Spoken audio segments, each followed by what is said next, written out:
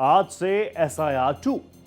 रात 12 बजे से देश के 12 राज्यों और केंद्र शासित प्रदेशों की वोटर लिस्ट फ्रीज हो गई है। चुनाव आयोग ने आज से दूसरे फेज का SIR यानी स्पेशल इंटेंसिव रिवीजन शुरू करवा दिया है। जिन राज्यों में अगले 3 सालों के अंदर चुनाव होने हैं वहां SIR शुरू किया गया, लेकिन इसी के साथ पक्ष विपक्ष ने इसमें फिर से सियासत का मौका भी ढूंढ लिया।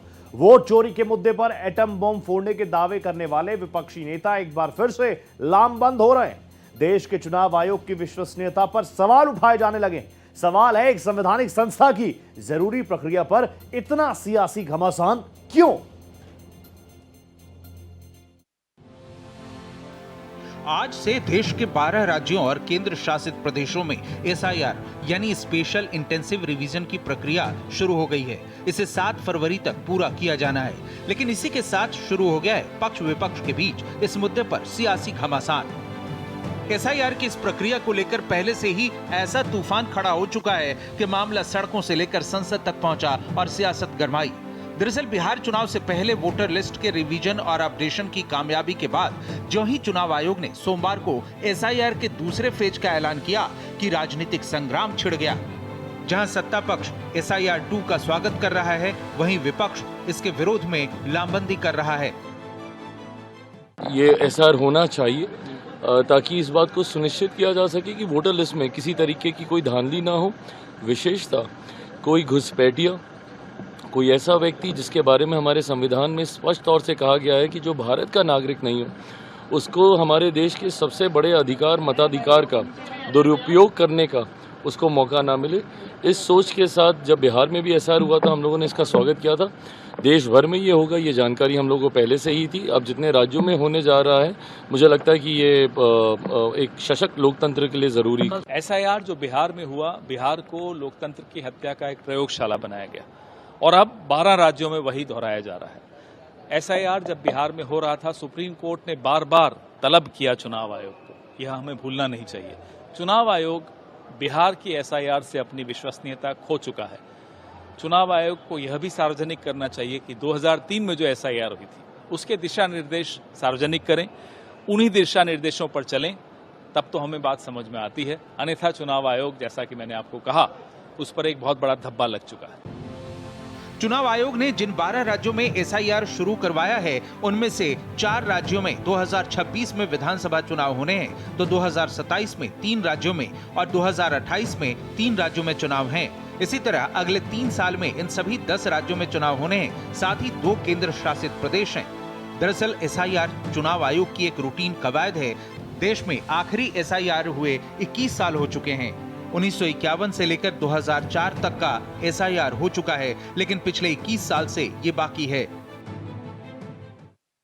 इस लंबे दौर में मतदाता सूची में कई परिवर्तन जरूरी हैं, जैसे इतने सालों में कितने लोगों ने माइग्रेशन किया होगा, कितनों का वोटर लिस्ट में 2 जगह नाम हो सकता है, डेथ के बाद भी लिस्ट में नाम बने रहने पर उसका दुरुपयोग संभव है, साथ ही विदेशी नागरिकों का नाम सूची में आ जाने पर उसे हटाना जरूरी है।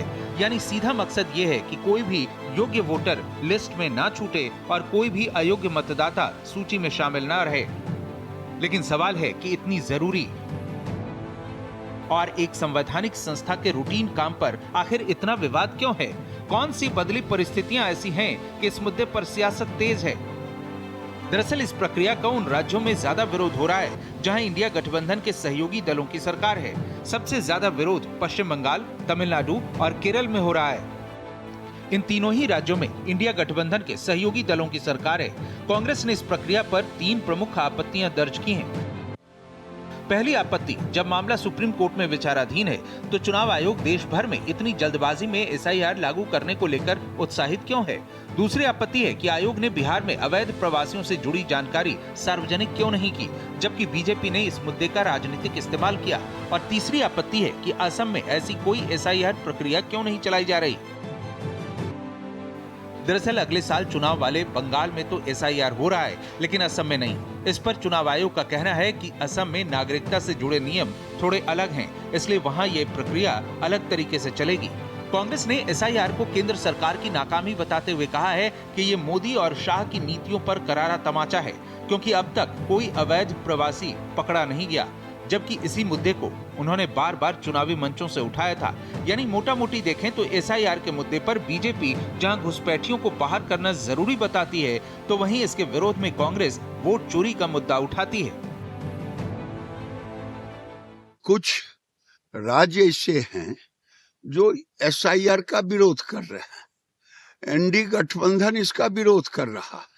ये लोग विरोध क्यों करते हैं? केवल मुस्लिम का वोट लेने के लिए भारत को धर्मशाला बनाना चाहते हैं।